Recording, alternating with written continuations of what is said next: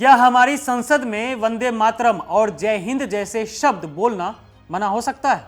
क्या thank you कहने पर भी सांसदों को टोका जा सकता है? यह सवाल सिर्फ शब्दों का नहीं है, यह भारतीय लोकतंत्र की आत्मा पर, उसकी अभिव्यक्ति की स्वतंत्रता पर और स्वतंत्रता संग्राम के आदर्शों पर खड़े हो रहे एक बड़े संकट का संकेत है।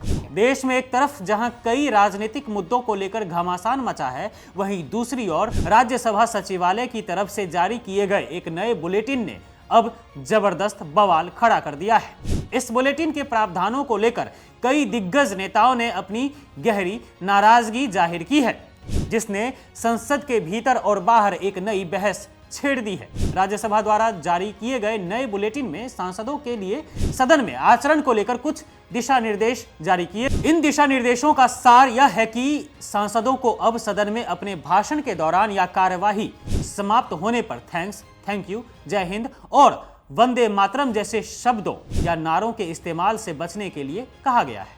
इस कदम पर विपक्षी दलों ने तीखी प्रतिक्रिया भी दी है।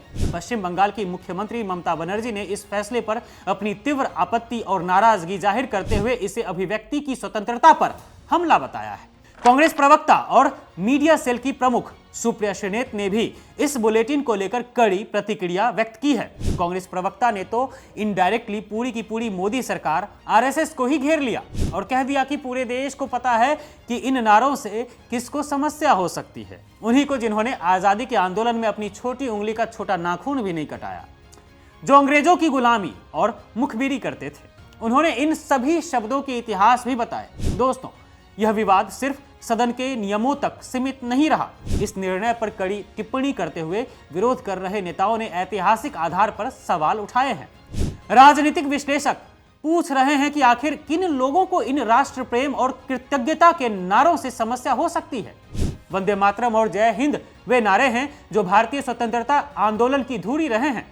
ये उस संघर्ष की प्रतीक है जिसने हमें आजादी दिलाई। सवाल यह उठाया जा रहा है कि इस तरह के शब्दों पर रोक लगाने की सलाह केवल उन लोगों को पसंद आ सकती है जिन्होंने आजादी की लड़ाई में अपनी कोई कुर्बानी ही नहीं दी, बल्कि शायद उस समय गुलामी और मुखबिरी करने वालों का साथ दिया था। यह बुलेटिन केवल एक नियम पुस्तिका नहीं है, बल्कि यह देश की उस विचारधारा पर भी सवाल उठाता है जो संसद जैसे सर्वोच्च मंच पर भी राष्ट्र प्रेम के सहज अभिव्यक्ति को वर्जित करना चाहती है। यदि संसद के गलियारों में कृतज्ञता और राष्ट्रभक्ति के नारे नहीं गूंजेंगे तो वे कहां गूंजेंगे? फिलहाल इस बुलेटिन को लेकर राजनीतिक हलकों में आग सुलग रही है और यह देखना होगा कि भारी विरोध के बीच राज्यसभा सचिवालय इस विवादास्पद निर्देश पर पुनर्विचार करता है या नहीं।